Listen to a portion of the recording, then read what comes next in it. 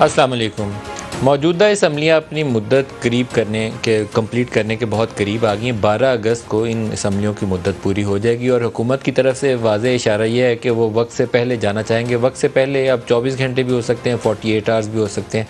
आम तौर पर जब समरी अरसाल की जाए तो विदिन 48 आवर्स अगर असम्बली की डिसोल्यूशन की समरी जो है वो सदर या गवर्नर्स मंजूर नहीं करते तो ऑटोमेटिकली कंसिडर किया जाता है कि असम्बली स्टैंड्स डिज़ोल्व। तो 12 अगस्त की अगर मुद्दत को जहन में रखें तो मोस्ट लाइकली 8 या 9 को अगर वो प्रेसिडेंट साहब वाला रिस्क जो है उनको कवर करना होगा कि असम्बली को रोक ना लें, तो 8-9 के करीब इन्हें अपनी असम्बली की जो एडवाइस है वो डिसोल्यूशन के लिए प्रेसिडेंट साहब को रवाना कर देनी चाहिए, ताकि विदिन 48 आवर्स अगर अलवी साहब उसके ऊपर दस्तखत ना भी करें तो ऑटोमेटिकली उसकी मुद्दत जो है उस टाइम की वो शुरू हो जाती है और वो कंप्लीट हो जाए 12 अगस्त मिडनाइट से पहले। तो असम्बली की डिसोल्यूशन के 90 रोज़ की शर्त जो है कि 90 रोज़ के अंदर अंदर इंतखाबात करवाने लाजिम होंगे, वो वाली कंडीशन जो है ऑटोमेटिकली ऑपरेटिव हो जाती है। इस वक्त बड़ी एक मज़ाक़ खेज़ सूरत हाल है। पिछला तकरीबन कम व बेश 1 साल हुकूमत ने ये कहकर लोगों को मीठी गोलियां दी और पीटीआई वालों को भी कि नया सेंसस जारी है पाकिस्तान में, उसके नतायज आ जाएंगे, नोटिफाई होंगे, उसके ऊपर नई हल्का बंदियाँ होंगी और फिर पूरे पाकिस्तान में एक साथ इंतखाबात होंगे। क्योंकि वो एरियाज़ जो केपी में मर्ज किए गए हैं, ट्राइबल एरियाज़ को मर्ज कर दिया गया है, वहाँ कितनी तादाद होगी कौमी असम्बली की और सूबाई असम्बली की, उसका तयन हो जाएगा। वाज़ेह तरीके से उन लोगों को ड्यू रिप्रेजेंटेशन जो है मिल जाएगी। इसी तरीके से अगर पंजाब में जल्दी इंतखाबात हो जाएं, क्योंकि पंजाब असम्बली इमरान खान ने डिज़ोल्व कर दी थी और केपी भी, तो पंजाब में अगर जल्दी इंतखाबात हो जाएं तो सूबाई असम्बलियों के लिए हल्का एक होगा और कौमी असम्बलियों का दूसरा होगा, तो ये भी बड़ा मसला होगा। अब जब सारा कुछ गुजार लिया वक्त, सुप्रीम कोर्ट को भी उन्होंने धौंस धांधली से वो 14 मई वाली डेट क्रॉस कर ली, तो ऐन वक्त पर आकर ये बताया गया कि पुराने जो सेंसस है उसी के ऊपर हम इंतखाबात नए करवाएंगे, क्योंकि नए इंतखाबात का ऑफिशियल गज़ट नोटिफिकेशन अभी हुआ नहीं।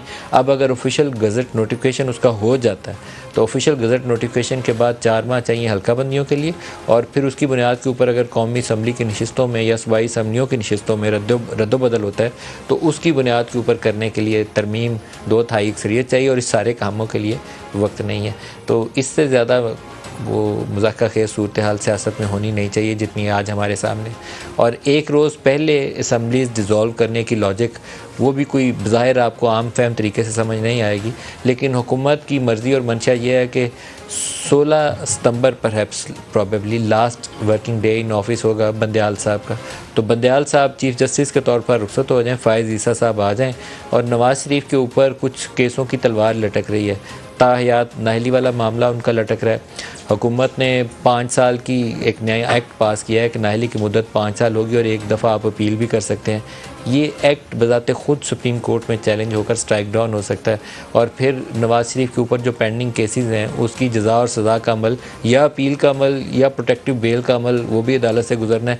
तो हुकूमत ये चाहती है कि उनको इतना टाइम मिल जाए कि मौजूदा चीफ़ जस्टिस जिनसे वो बहुत ख़ाइफ़ हैं कि वो प्रो PTI, ये हुकूमत PMLN का ये ख्याल है कि वो प्रो PTI फ़ैसले करते हैं और एंटी PMLN या एंटी PDM फ़ैसलों की तवक्को बंदयाल साहब से, एक इजाज़ुल हसन साहब से, मुनीब साहब से और मुज़ाहिर अली अकबर नकवी साहब से।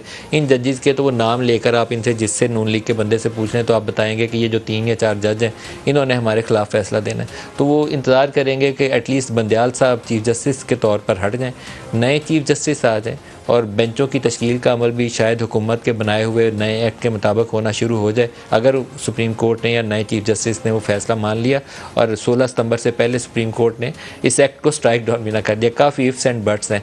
तो ये एक बेयकीनी है जिसके अंदर हम नए इंतखाबात की तैयारी में जा रहे हैं। एक कमेटी काम कर रही है इलेक्टोरल रिफॉर्म्स के ऊपर, वहाँ से आज वज़ीर कानून साहब ने कहा कि ब्रॉडली सारी चीज़ों के ऊपर इत्तफ़ाक़ राय हो गया और हम अगले 2 रोज़ के अंदर अपनी रिपोर्ट ले आएंगे, पब्लिक कर देंगे। ये जो भी वो रिपोर्ट जारी करें ये किसी एक्ट की शक्ल में, इलेक्टोरल रिफॉर्म एक्ट का कोई बिल बना लें, उसको पार्लियामान से पास कर लें, इसकी भी सदर साहब से मंजूरी दरकार होगी। तो सदर साहब से मंजूरी के लिए एक और शर्त ये होगी कि जो PTI के अंदर मेंबर्स बैठे हुए हैं जब इत्तफ़ाक़ राय कह रहे हैं तो इत्तफ़ाक़ राय के अंदर उनका इत्तफ़ाक़ भी शामिल हो, फिर यकीनन अलवी साहब इसको रोकेंगे नहीं, उसके ऊपर दस्तखत कर देंगे। लेकिन अगर उनके इतराज़ात हुए तो अलवी साहब इसको मुद्दत 2 हफ़्ते की गुजारने के बाद रोक के दोबारा पार्लियामान की तरफ रवाना कर देंगे और फिर शायद एक प्रेशर हो हुकूमत के पास, इतने दिन बचेंगे नहीं 8-9 अगस्त तक कि उसको दोबारा टेकअप करें, जॉइंट सेशन में लेकर जाएं, दोबारा पास करें, दोबारा भेजें, और उस दौरान में अगर कहीं सुप्रीम कोर्ट में टेकअप हो गया तो फिर बहुत बड़ा सवालिया निशान होगा। इसमें हम जाएंगे नए इंतखाबात की तरफ। जो आज मेहमान हैं हमारे, उनसे ये पूछेंगे कि ये काफ़ी ज़्यादा भी बेयकीनी बाकी है, यकीनी के साथ आप इंतखाबात में जा रहे हैं या कुछ बिहाइंड दी सीन ऐसी क्लैरिटी है पीडीएम और एस्टेब्लिशमेंट के दरमियान में जिससे हम अभी तक आगाह ना हो, पता चले कि वहाँ पर एक क्लियर फ्रेमवर्क मौजूद है, ये लोग आएंगे केयर टेकर्स के तौर पर, ये एजेंडा आइटम है इन्होंने सेट किया हुआ और उनकी अंडरस्टैंडिंग है और दोनों पीडीएम और एस्टेब्लिशमेंट की, और इसके मुताबिक इंतखाबात का अमल आगे बढ़ जाएगा। इस्लामाबाद में जो आज हमारे साथ शुरका हैं गुफ्तगू में, डॉक्टर मुसद्दिक मलिक साहब हैं, वफाकी वज़ीर हैं, खुश आमदीद कहता हूँ आपको। शुएब शाहीन साहब हैं, मारूफ माहिर कानून है और पीटीआई से भी इनका ताल्लुक है, आपको भी खुश आमदीद कहता हूँ। डॉक्टर मुसद्दिक साहब, जो इतना करीब आके भी कुछ चीज़ों के ऊपर इबहाम है, और कुछ इबहाम तो आपने खुद से क्रिएट किया है, जैसे सेंसिस वाला मामला आप चंद माह पहले तय कर सकते थे लेकिन आपने तय करने की कोशिश नहीं की, डिस्पाइट द फैक्ट कि जब सुप्रीम कोर्ट में केस चलता था तो आपके सारे लोग बड़े ज़ोर और शोर से आकर हमें बताते थे कि नहीं नया सेंसिस है, उसके ऊपर इलेक्शन सही है। अब क्या हुआ अचानक? मेरे ख्याल में आपने अपने इब्तदाइये में कुछ तो जवाब दे दिए अपने ही सवाल के, कि अगर पुराने सेंसस के ऊपर ये तमाम चीज़ें होती हैं तो फिर वो इबहाम ख़त्म हो जाता है। और अब ये पिछले जो 1-2-3-4 दिन में 2 बड़े सीनियर जो वज़ीर हैं हमारे, उन्होंने जो कहा है कि पुराने सेंसस की बुनियाद पे होना चाहिए, उसकी एक वजह तो वो है जो आपने बताई है कि भाई बात यह है कि अगर आज सेंसस को नोटिफाई भी कर दें तो हल्का बंदियों का अमल शुरू हो जाएगा, और अगर 4 महीने में हल्का बंदियों का अमल ख़त्म हो जाए तो उसके बाद फिर वो जो नई हल्का बंदियाँ हैं उनको आइनी तरमीम के ज़रिए अप्रूव करवाना है। जब अप्रूव करवाने जाएंगे तो उस वक्त असम्बली भी नहीं होगी,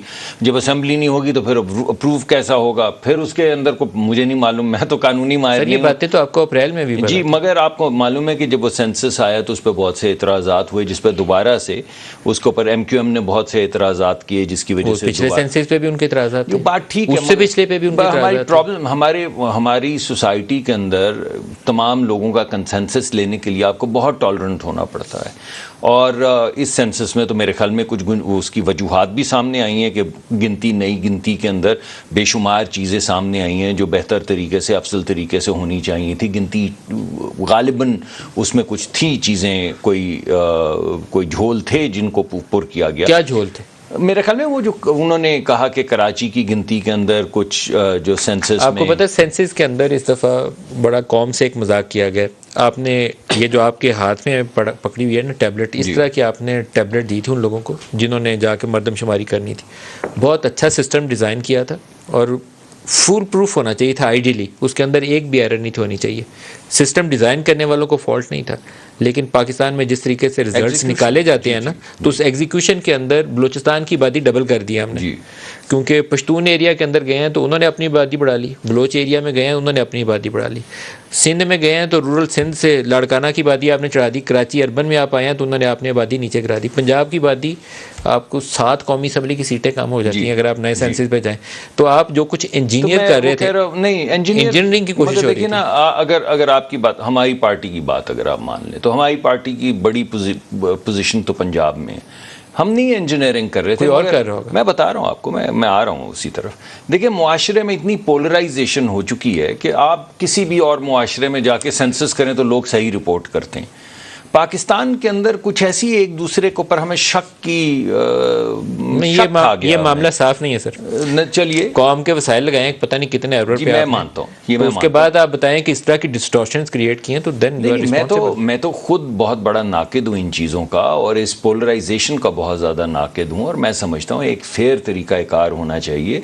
लेकिन इस वक्त जो आप मामला सामने रख रहे हैं उसमें जो पोजीशन ले रही है हमारे वज़रा ने पोजीशन लिया है, जो पार्टी की पोजीशन है, उससे इबहाम खत्म होगा, इबहाम पैदा नहीं होगा। वरना अगर आप ये पंडोरास बॉक्स इस वक्त खोल दें, चलें कोताही के ऊपर एक अलहदा प्रोग्राम कर लेंगे, लेकिन अगर आप इस वक्त ये पंडोरास बॉक्स खोल दें कि नए वाले की हल्का बंदी, तो फिर मैंने जो आपको सीक्वेंस जो आपने खुद ही फरमाया उस सीक्वेंस के तहत तो फिर इलेक्शन तो गए। तो मुझे तो वैसे लगता है ये कि आपने कौम को इस मामले में धोखे में रखा है। मगर कैसे देखें ना, अगर आज हम क्योंकि आपने 6 महीने हमें ये गोलियां दी थी कि नया सेंसस नई हल्का बंदी, मगर देखिए पहले सेंसस, देखिए केपीके की ड्यू रिप्रेजेंटेशन, अब आप बता रहे हैं आपकी अहमद बिलाल महबूब साहब हैं, आपकी इजाजत से नजर उनसे अपडेट मैं जरा 1 मिनट अगर जी देखिए, आपकी बात जो मैं खुद नाकिद हूँ कि जब दोबारा से रिवीजन में नंबर्स बदलते हैं तो ये बहुत बड़ी तनकीद है इस सिस्टम के ऊपर। ये तो मैं आपकी बात मानता हूँ।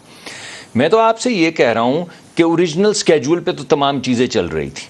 अगर ये उस दरमियान में पहली बात कि सही हुआ, अगर गलत गिनती हुई थी तो सही गिनती हुई, लेकिन उस गिनती के अमल में जो वक्त लगा उसके नतीजे में हम वहाँ तक पहुँच गए कि अगर नोटिफाई करके हल्का बंदियाँ शुरू कर दें तो इलेक्शन में इबाम पैदा हो जाएगा। उसे हटाया गया है। मतलब आपकी जगह पे अगर सुप्रीम कोर्ट के चीफ जस्टिस होना तो उन्हें सारे लोगों को बुला के इस वक्त कुछ लोगों को सजा देनी चाहिए कि कौम के इतने अरब भी लगाए, 1 साल भी ज़ाया किया और जिसने डिस्टॉर्शन क्रिएट किया जेलों में डाल। इसमें कोई शक नहीं है कि इसको बाकायदा इसको पर इन्वेस्टिगेशन ज़रूर होनी। अहमद बिलाल महबूब साहब, बहुत शुक्रिया आप हमारे साथ शामिल हो रहे हैं। सेंसस के ऊपर इस वक्त हुकूमत जो है मुझे लगता है कि उसके पीछे छुपने की कोशिश कर रही है कि हम नए रिजल्ट्स नोटिफाई नहीं करेंगे, ना उसके ऊपर नई हल्काबंदियों के लिए टाइम है, ना नई नशिस्तों की मंजूरी के लिए टाइम है। जबकि इससे पहले की जो पोजीशन 8-9 माह की ये थी कि 14 मई को तो इंतखाबात हो ही नहीं सकते क्योंकि ये प्रोसेस सेंसस वाला जो है पूरे सिस्टम को बिगाड़ पैदा कर देगा। पंजाब में सूबाई की नशिस्तें पुराने सेंसस पे होंगी, कौमी की नए सेंसस पे होंगी, इसका हल तो है ही नहीं है। तो अब ये नई पोजीशन है, बिल्कुल बदल गई है। वो 8-10 माह जो कहानियाँ हमने सुनी थी एकदम से पोजीशन चेंज हो गई। नदीम मलिक साहब, आप सही फरमा रहे हैं। मेरे ख्याल में ये जो इससे पहले बयानात लोग देते रहे हैं वो अगर आप बहुत ही सॉफ्ट अंदाज में कहें तो वो कहिए कि बिल्कुल नावाकफियत की बुनियाद पे या लाइल्मी की बुनियाद पे देते रहे हैं, जो कि बहुत अच्छी चीज़ नहीं है सियासी लीडरों के लिए। लेकिन अगर आप सख्त अंदाज में कहें तो फिर वही बात है जो आप फरमा रहे हैं। लेकिन हकीकत ये है कि अब ये लोग चाहें भी तो नई मरदमशुमारी के मुताबिक इंतखाबात नहीं करवा सकते क्योंकि उसके लिए एक आईनी तरमीम की ज़रूरत है। और आईनी तरमीम के लिए आपको पता है कि असम्बली के अंदर मतलूबा तादाद मौजूद नहीं है। ये बात इनको पहले मालूम होनी चाहिए थी और यही आर्ग्यूमेंट होना चाहिए था जब पीटीआई के लोग असम्बली छोड़ के रिज़ाइन करके चले गए अप्रैल 2022 में। तो उसके बाद ये मरदमशुमारी कम अज़ कम 2023 के इंतखाबात के लिए तो रूबा अमल नहीं आ सकती थी क्योंकि असम्बली के अंदर जो अमेंडमेंट चाहिए वो नहीं हो सकती। आर्टिकल 51(3) में जो टेबल लगा हुआ है जिसमें सूबों के अंदर कौमी असम्बली के नशिस्तों की तकसीम दिखाई गई है, उसे बदलने के लिए एक आईनी तरमीम की ज़रूरत है। और आपको याद होगा जब 2017 का ये जो सेंसस थी, जब उसको बरूए कार लाना था, अगरचे उस वक्त वजह तो ये थी कि वो प्रोविजनल नतायज को उन्होंने उसकी बुनियाद पे हल्का बंदियाँ करनी थी, लेकिन आईनी तरमीम करनी पड़ी थी। आईनी तरमीम हुई थी तो उसके बाद फिर ये हल्का बंदियाँ हुई थी।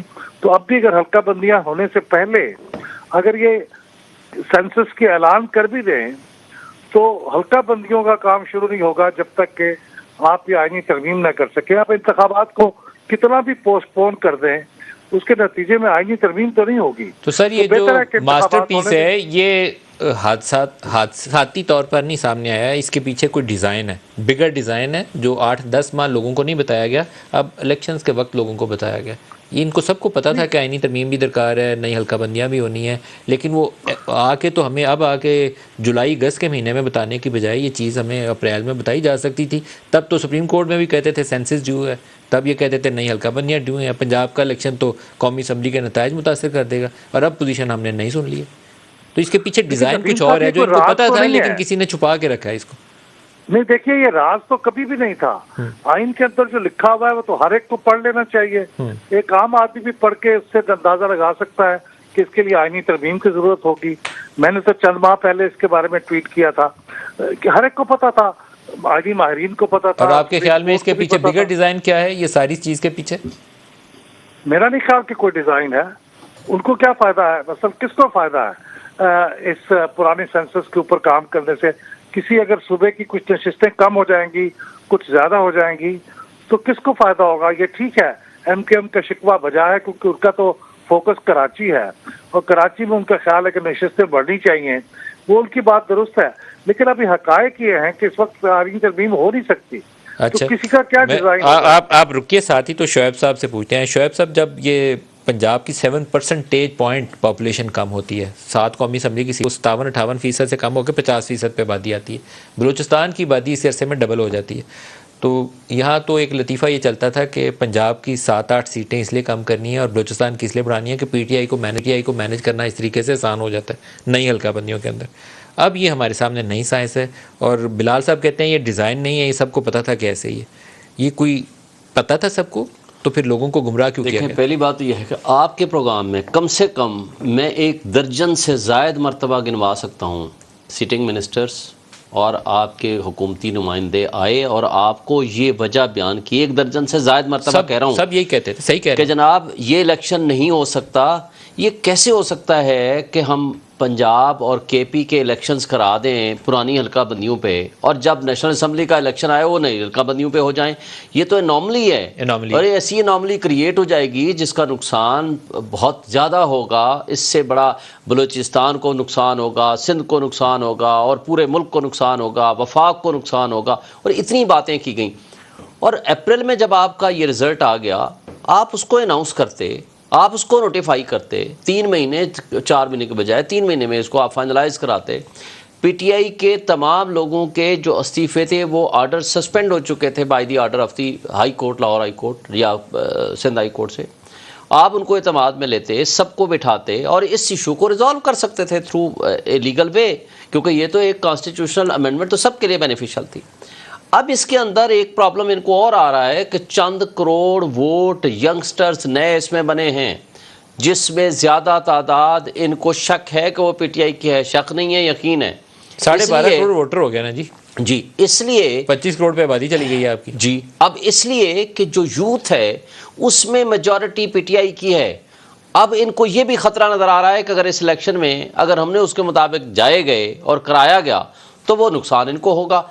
तो बात यह है कि अच्छा, आप वाली बात मैं कहता हूँ इनके बकौल, अच्छा फिर आपको जब एतराज आ गया पता था, उनके एतराज तो आपने दूर नहीं किए। शुएब साहब अगर ये सबको पता था तो ये कौम को पहले ये कहानियां क्यों करवाई गई? मैं तो सोचता हूँ कि इसके पीछे कोई बिगर पिक्चर में कुछ और डिज़ाइन था जो अब आके ये बयान नहीं कर रहे। पहले हमें कहानियां करवाते रहे, अब पुराने पे चले गए।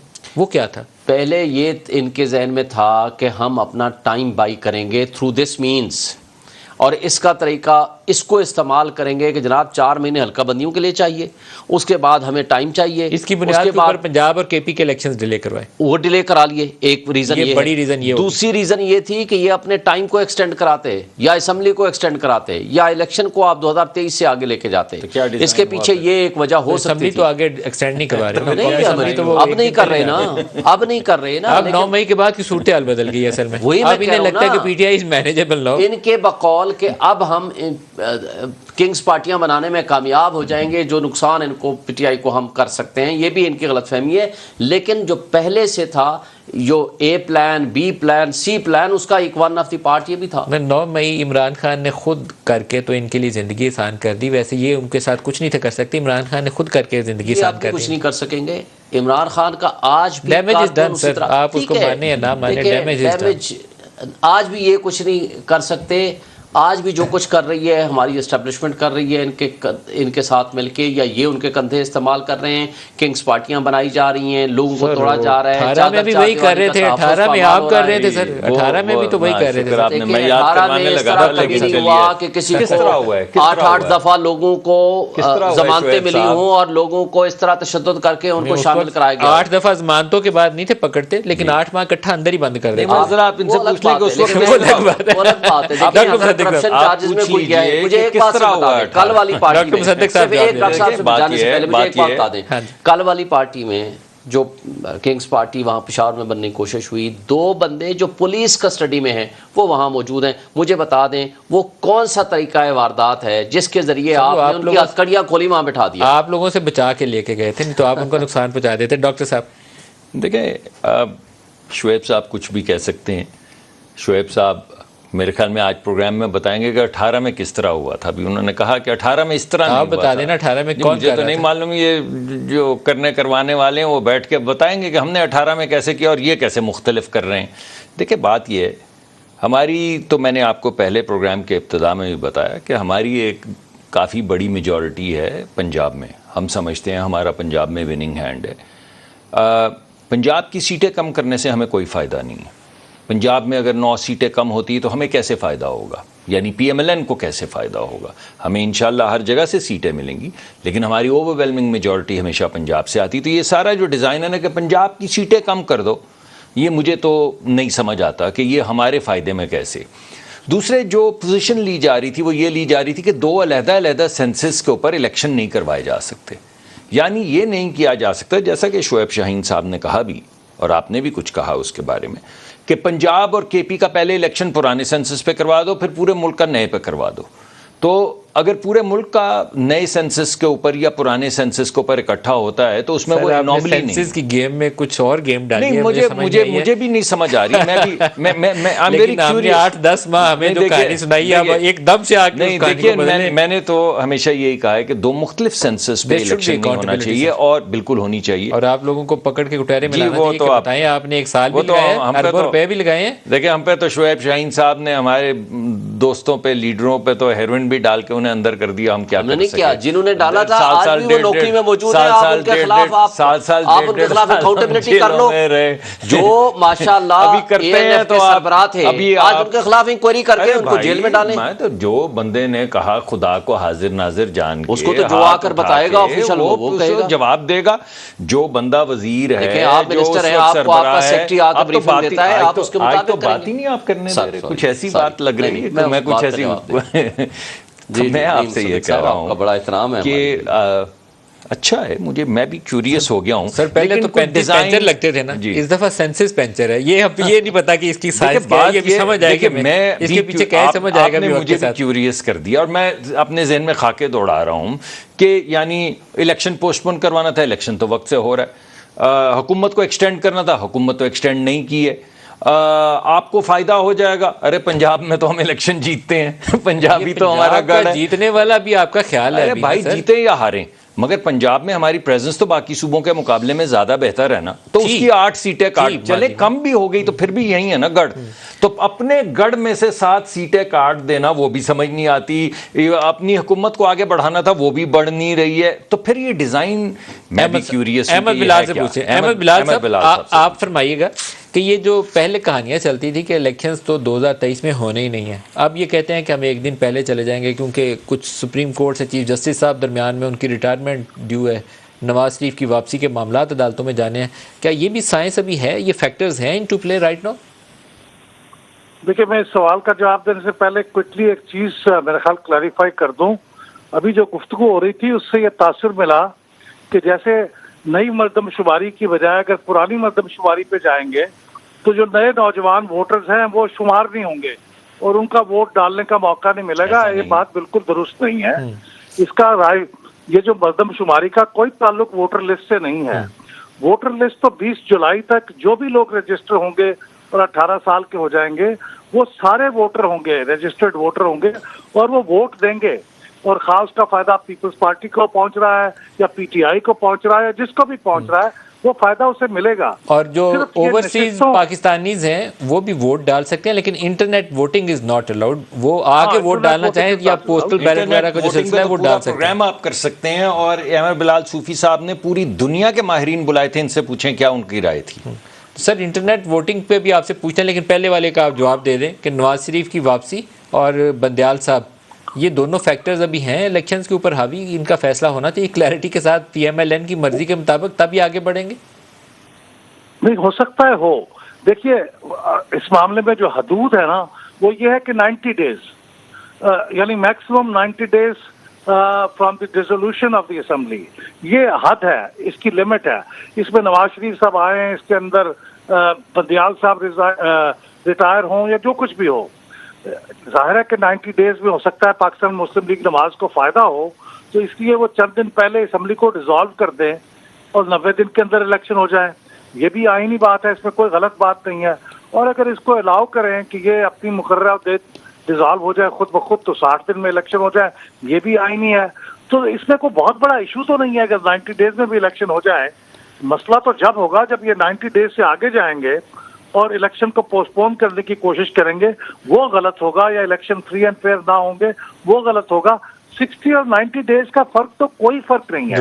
मेरे ख्याल में इसके ऊपर कुछ हमें तशवीश का भी इजहार नहीं करना चाहिए। प्राइम मिनिस्टर का ये सवाबदीदी इख्तियार है कि वो असेंबली को जब चाहे डिसॉल्व कर दे। सर, ये जाहिर है वो अपने इत्तेहादियों के साथ पंजाब के अंदर इमरान खान भी और परवेज इलाही भी यही कहते थे कि चीफ मिनिस्टर का जवाबदेही इख्तियार है, लेकिन पीएमएल-डीएम ने उसको काफ़ी जमहूरियत से दुश्मनी करार दिया था कि वक्त से पहले असम्बलियाँ तोड़ दी हैं। ब्रेक ले लूँ मैं, ब्रेक से वापसी पे एक इंटरनेट वोटिंग वाला इशू है, वो भी चाहूँगा उस पर भी आप रोशनी डालें। ब्रेक ले लेंगे हमारे साथ से।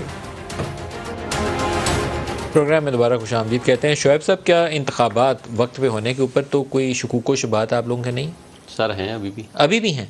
वो क्या मुझे ये बताएं, ये पीडीएम की सारी जमातों के सरबराहान एक रीज़न तो ये देते थे सेंसस का, दूसरा ये कहते थे आइन के आर्टिकल 224 में लिखा हुआ है कि 90 डेज़ में इलेक्शन होंगे, और जो इंटरिम सेटअप है, ये केयरटेकर सेटअप 90 दिन के लिए है, बिल्कुल लिखा हुआ। लेकिन ये नहीं लिखा हुआ कि 90 दिन में अगर इलेक्शन ना हुए तो उसके बाद क्या होगा। उसके बाद जब चाहें हम इलेक्शन करा लें, वो भी कानूनी होगा और आइनी होगा। मुझे बता दें, कल आपका इलेक्शन कमीशन ऑफ पाकिस्तान और केयरटेकर सेटअप वो ये कहता है जी फ्लड आ गया, हमारे पास पैसे खर्च ख़त्म हो गए, या हमारे पास जी नफरी नहीं है, फौज बॉर्डर्स पे बिजी हो गई, या लोगों को बचाने में बिजी। पंजाब में 3 लाख की पुलिस चाहिए और 20 अरब रुपया हमारे पास है नहीं, जो ये पंजाब में कहते रहे, जो आज तक कहते रहे। मुझे ये बताएं, जब 2 सूबों में इलेक्शन नहीं हो सकता था, जब पूरे पाकिस्तान में इलेक्शन कराने की बारी आएगी, सुप्रीम कोर्ट ने 2 फैसले दे दिए, उन्होंने कहा हम नहीं मानते, जो करना है आप कर लो। मुझे बता दें कि क्या तरीक़ाकार होगा, हम उसको एग्जीक्यूट कराएंगे। सर, मैं एक बात आपको बताऊं, वो पाकिस्तान में बहुत सारी चीज़ें जो है ना लॉ ऑफ द नेचर के तहत चलती हैं। अगर आज आपके लोग जेलों में है ना, तो अगर इन्होंने इलेक्शन के साथ यही कुछ किया जो आप एंटिसिपेट कर रहे हैं, तो कल ये जेलों में होंगे। हम तो ये कहते हैं ज़्यादा टाइम नहीं लगता इस चीज़ में, आईन और कानून के मुताबिक सबको चलना चाहिए, तमाम इदारों को। देखें, इस वक्त 1990 से जो आईजीआई के वक्त से लेकर आज तक इनका ये लव अफेयर चल रहा है, इनका एस्टैब्लिशमेंट के साथ भुट्टो से लेकर आज 2-3 साल इनकी मोहब्बत पैदा होती है, अगले 3 साल ये जेलों में अगले दिन वो, तो ये इनका कोई नया काम नहीं होगा इनके साथ, ये दोबारा ये साइड चेंज हो जाए। पसंदीदा तरीन थे जुल्फ़िकार अली भुट्टो साहब, ज़ाहिर अयूब खान के कैबिनेट मिनिस्टर थे, उसके बाद इख्तलाफ हुआ, वो उधर चले गए, फिर ले आए उनको इक़्तिदार में, नहीं आए, फिर आगे आप इनकी पसंदीदा तरीन ज़ियाउल हक के कौन थे, नवाज शरीफ साहब थे, आ गए, फिर मुशर्रफ साहब वाला ज़माना आ गया, आपके सामने ही है। जो मुशर्रफ से पहले ही गुलाम इसाक खान आया, फिर दोनों को जाना पड़ा, दोनों को जाना पड़ा, लिस्ट है। हर दफा कोई ना कोई तब्दीली आती रही। रास्ता सीधा रखना चाहिए आपको। एक पार्टी भूल रहे हैं, वो कौन सी सर? कि एक और भी तो दरमियान में पार्टी आई सर, वो को आई, कैसे आई, किसके पसंदीदा थे, कैसे नापसंदीदा हुए। जिस मॉडल के ऊपर आईजीआई क्रिएट हुई थी उसको फर्दर स्ट्रेंथन करके तो पीटीआई क्रिएट की गई थी, इसमें कोई शक व शुबा तो है नहीं, ये नहीं मानते तो ना माने, लेकिन सेम मॉडल अप्लाई किया गया था। मैं समझता हूँ कि इलेक्शन वक्त से होने चाहिए। हमारे पास 90 दिन की विंडो है, 90 दिन के बाद इलेक्शन होने चाहिए, 90 दिन में इलेक्शन होने चाहिए। और जो ये भी जो बात की जा रही है कि पुरानी जो हमारी सेंसस है उस पर करवा लें, वो आइडियल बात नहीं है जैसा कि आप कह रहे हैं, लेकिन मेरे ख्याल में इस वक्त एक सोल्यूशन है जिसके तहत 90 दिन में इलेक्शन हो सकते हैं। और वो तमाम लोग, चाहे वो 18 साल से कम हैं या ज़्यादा हैं, जो ज़्यादा होंगे वो वोट डालेंगे, जो कम होंगे वो वोट नहीं डालेंगे, तो इस वजह से वो वोटर का भी फ़र्क नहीं आएगा।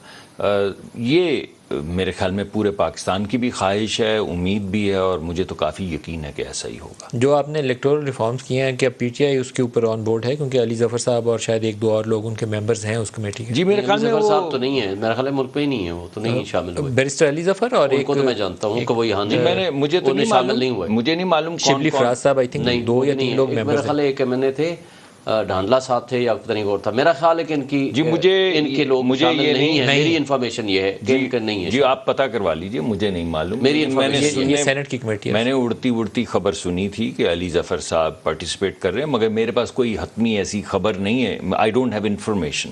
तो अगर आप कह रहे हैं तो ठीक है। मेरी इन्फॉर्मेशन ये है कि वो इस वक्त मुल्क में नहीं है और उनका नहीं, मुल्क में ना इस वक्त नहीं, राब्ते में नहीं, बात नहीं, राब्ते में नहीं।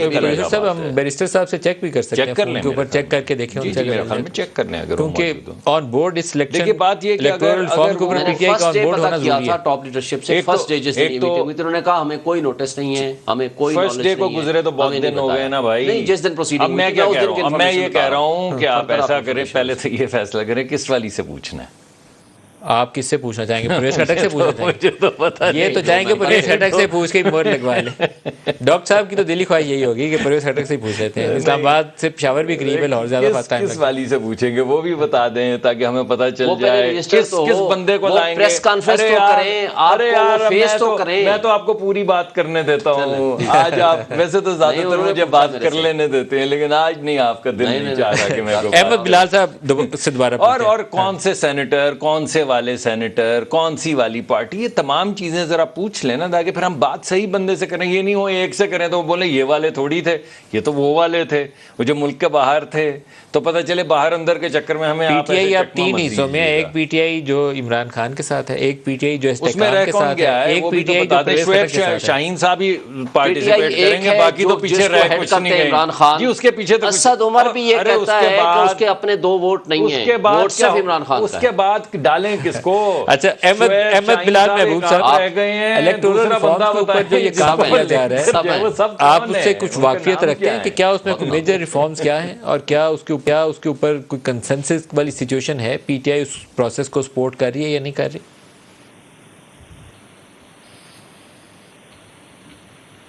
अहमद साहब लाइन पर हैं? अहमद साहब आपको आवाज़ आ रही है?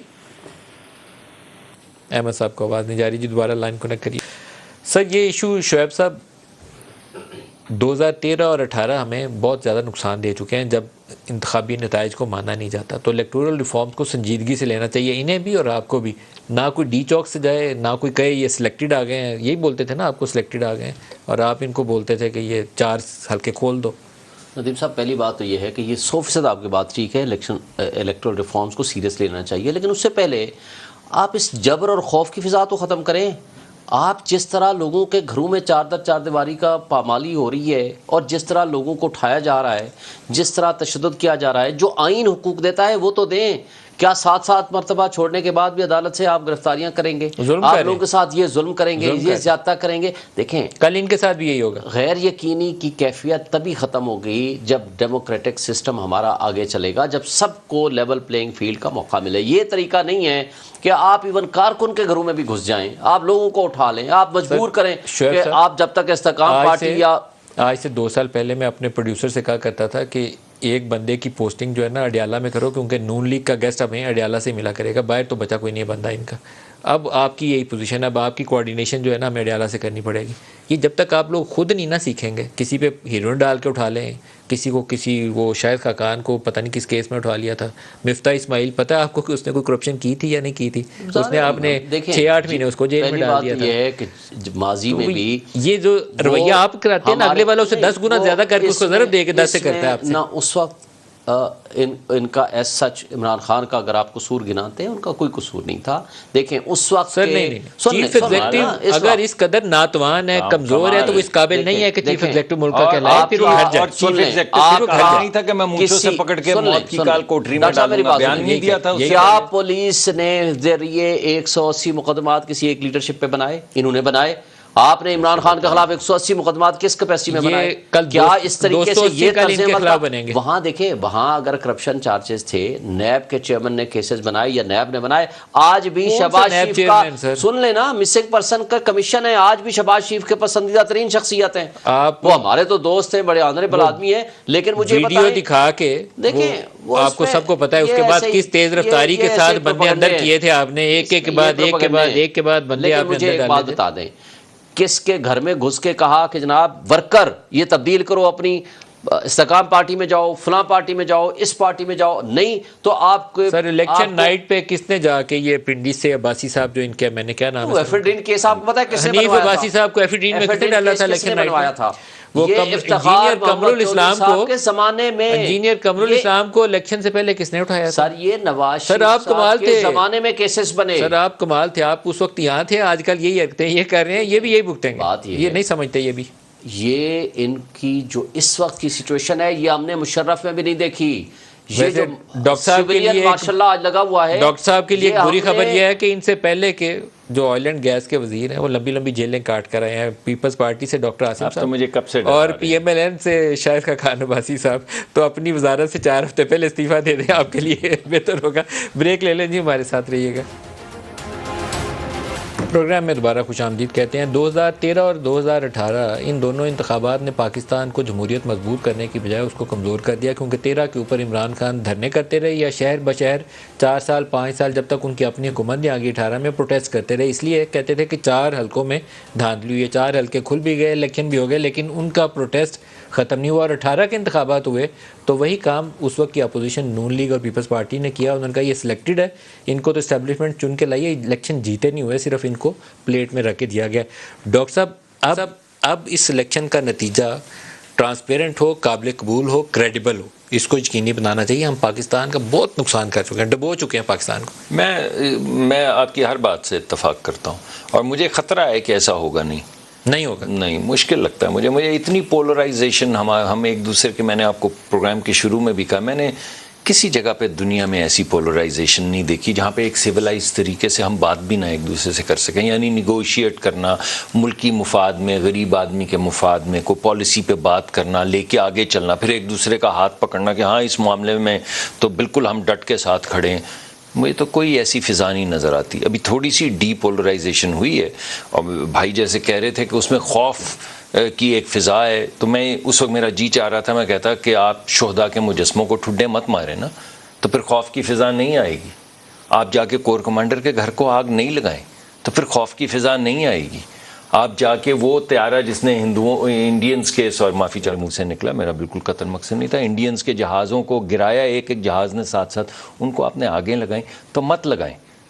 इस वजह से मैं कहता हूँ कि हर पार्टी को, हमारी पार्टी को भी और आपकी पार्टी को भी किसी वक्त तो मतानत दिखानी पड़ेगी, किसी वक्त तो संजीदगी दिखानी पड़ेगी। कभी तो डायलॉग अगर एक बैठ के कर लें, रवादारी आ जाए, रवादारी की एक फ़िज़ा तो पैदा कर लेना, को आपस में गुफ्तगू तो करने के, एक दूसरे को उस टेबल पे ले आएँ जहाँ पे बैठ के मुल्की मसाइल पे बात हो सके, इलेक्शंस पे बात हो सके, इलेक्शंस बेहतर तरीके से करवाने पे एक कंसेंसस भी हो जाए कि भाई जो जीता वो सिकंदर, कोई मसला नहीं है, हम ये तरीका कार तय कर लेते हैं और इस तरीका कार के बाद जो भी आएगा जो हम ऑपोजिशन का मानेंगे जी, और ऑपोजिशन का हक अदा करेंगे, लड़ाई करेंगे, मगर लड़ाई करेंगे पॉलिसी पे।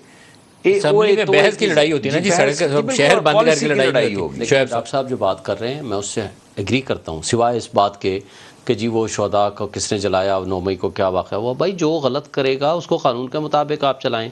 ये कहाँ का तरीका वारदात है कि आप लोगों के घरों में घुस जाएं। आईजी ने जो पहली प्रेस कॉन्फ्रेंस की थी, मुराद राज का नाम सबसे पहला नंबर था, उसने कहा जी 27 उसकी कॉलें हैं शरपसंदों के साथ, पहला नंबर 1 मुलजिम है। 2 दिन बाद प्रेस कॉन्फ्रेंस की, वो दूध का धुला हो गया। बाकी लोग जिनको आपने जेलों में बंद कर रहे हैं, जिनका नामो निशान नहीं है, वो कला को, एक मिनट जो माहौल आपने क्रिएट किया हुआ है, वो कला को जमान पार्क में इमरान खान को मिलने जाता है, उज़ैर करामत भंडारी, उसको अगवा कर लिया जाता है, 8 घंटे बाद उसको छोड़ते हैं। देखें, आपने जबर और खौफ की फ़िज़ा इसलिए नहीं पैदा करना कि आप एक अपने सियासी मुखालिफ को आपने दबाना है। अगर ये तर्ज़ अमल, किसको नहीं पता कि जो आप जो कुछ कर रहे हैं, जो केयर टेकर सेटअप कर रहा है KPK में या पंजाब में, या आप इधर कर रहे हैं, देखें आप इस वक्त गवर्नमेंट में हैं, आप अपर हैंड हैं, आपने माहौल देना है, आपने ये माहौल क्रिएट करना है। हम गारंटी करते हैं फ्री एंड फेयर इलेक्शन कराएं, हम हर तरह का कोऑपरेट करेंगे, किसी किस्म की कोई गड़बड़ नहीं होगी। हम चाहते हैं कि फ्री एंड फेयर इलेक्शन हो, डेमोक्रेटिक सेटअप आए, स्ट्रॉन्ग गवर्नमेंट आए। ये लूरी लंगड़ी हुकूमत लेकर आएंगे, वो मुल्क के मसाइल हल नहीं करेगी, बेयकीनी की कैफियत ख़त्म नहीं होगी। मुल्क के मसाइल हमारी दो जिम्मेदारी हैं। एक हमारी ये जिम्मेदारी है जिसकी ये जिक्र कर रहे हैं, एक हमारी ये जिम्मेदारी है कि लोगों को जिंदा नहीं जलाया जाए। क्या आप एक टावर को आग लगा दें बिकॉज उसके ऊपर अस्क्री लिखा, उसमें 2 बंदे जल के मर जाएं, ये भी हमारी जिम्मेदारी है। उस इन्वेस्टिगेशन को करवाना भी हमारी जिम्मेदारी है। ये भी हमारी जिम्मेदारी है कि किसी में जुर्रत पैदा ना हो कि वह चलते हुए गाड़ियों को आगे लगाए और लोगों को जिंदा जला दे। हमारी दोनों जिम्मेदारियां हैं, कुछ आपको निभानी होगी, कुछ हमें निभानी होगी। एक तरफ हम खौफ की फिजा खत्म करेंगे, दूसरी तरफ आप मुजस्मों को ठुड्डे नहीं मारेंगे। अगर ये टॉलरेट नहीं होता तो वो भी टॉलरेट नहीं। एक मिनट, ऐसे जो नहीं है, मैं आपको, और हम ये कह रहे हैं कि इस वक्त इन्वेस्टिगेशन हो रही है, इस वक्त वो तमाम लोग जो हैं वो गवाहियां दे रहे हैं, वो ये बता रहे हैं कि किसने किसको वुल्फ विस्लिंग की और कौन किसको कहां लेकर गया। तो वो